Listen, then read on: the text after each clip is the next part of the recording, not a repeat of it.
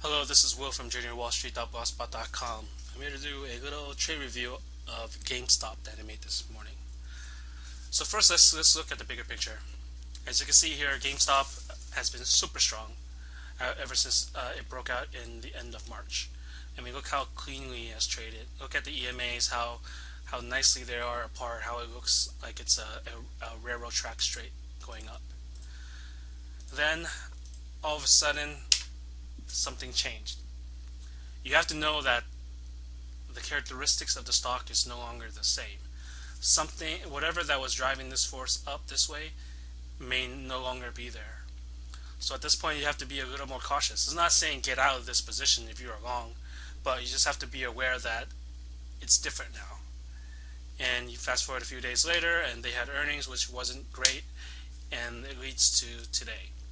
So in the bigger picture, once it kind of did this move, then you could start looking short, but you just have to be prepared. So I wasn't prepared for this. GameStop was not on my radar at all. One of my trading buddies, Edwheezy, he told me about it, and he was actually talking to me about the trade that he was in, and I was kind of in GameStop. Excuse me. And as we were talking about it, I was asking him when did he get in, when did he add, things like that. Then I started to notice a pattern develop that I really liked, so I took the trade.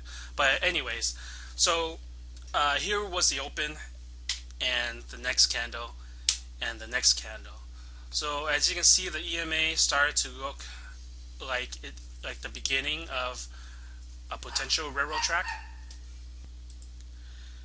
And we could just wait to see what happens.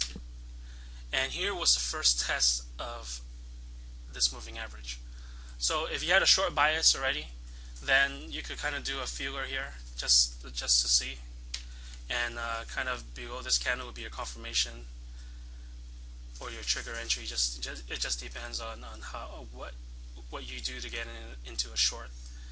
And there's your feeler position. So it had hit resistance here, came back, and now is retesting the low of the day. So if you had a short bias here, you had a feeler here, you could kind of use this information as, okay, maybe I can short on the break of the lows. Remember, we're also keeping this bigger picture in mind, where the characteristics of this uptrend is no longer there. So if you're thinking short, then you're thinking that it may have some follow through, or you would trade it as though it could.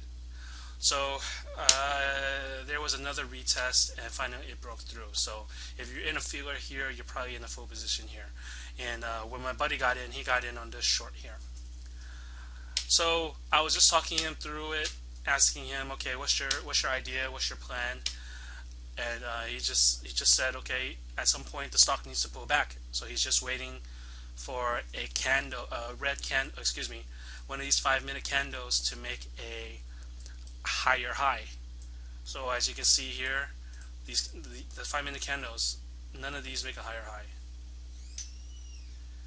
And here's the first green one. We can see if this makes a higher high. No, it doesn't. See?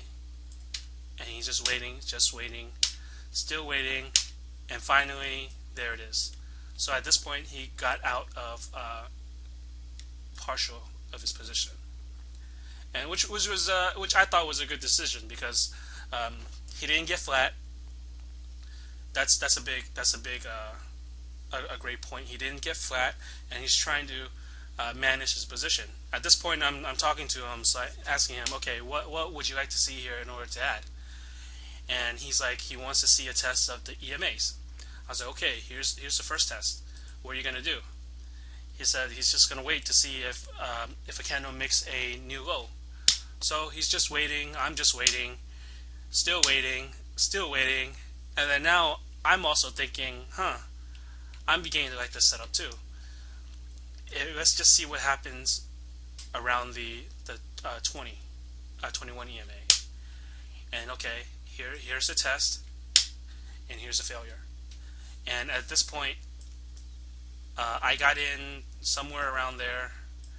I think he got in somewhere. He got in more somewhere down there, and that was it. The risk reward was there because you're risking about, let's just say 30, let's just say 40 cents for potential uh, one shoot. You put me on a spot for 150, 130. Either way, this is about almost 3 to 1. So risk reward was definitely there. And from then on, it tried to test the EMAs again and failed. So potentially, if you were mentally agile enough, which I wasn't, you could get in the short here and then perhaps add on this subsequent retest, because the whole basis of this setup is EMAs are resistance. I mean, that's the whole gist of it, right? EMAs are resistance. EMAs are resistance. EMAs are resistance. I didn't say specify which EMA, because there are times when the slower one comes into play. But you just have to wait and see how the stock reacts at the faster one and at the slower one. So if you had that mindset already embedded into your head, then this could be a potential add. Anyways, it goes, and you can see it started to use the 8 EMA as resistance again. And at this point, after this kind of sharp move below the lows, I covered a little here, but then I started to think, do I really want to cover that much in consolidation areas? Because essentially, this is, what is this? This is basically a bear flag, right? So where I am covering is where someone who wasn't in the position would be looking to add on a breakout. So I decided, okay, let me stop covering in the consolidation and wait to see if it breaks down below or it breaks up. Because if it breaks up, then I probably want to get out of some, because remember, EMAs being a resistance is the whole basis of this trade. And finally, it breaks down below, and this is when I decided, okay, let me just cover some here just because it broke down so quickly, and just wait and see what happens next. And here is another little consolidation area, but again, same idea, right? I don't want to cover into consolidation. I want to see what happens above these levels, above these consolidation levels, or below it. And in this case, boom, it broke below it. So this is when I covered some more. Right? And at this point I was thinking, okay, this might be a little capitulation setup here, how it's a long green tail, and if it trades above this green candle, I definitely want it to be out. So I moved my stop to above 3150, just because if you look, it's kind of extended from the EMAs. If you look the entire time, close to the EMA, close to the EMA, through it, resist it, close, hugging, and getting a little far off. So eventually it has to at least hug before it falls down even further. So here it started to consolidate and consolidate some more. Now it's giving the EMAs a chance to catch up. So remember, same principle. I don't want to cover within it. I want to wait until it kind of breaks above it or below it. And then here is when I saw it test this EMA again, and here is when it broke it. And this is when I covered some more. But I still wanted to see if the EMAs would have been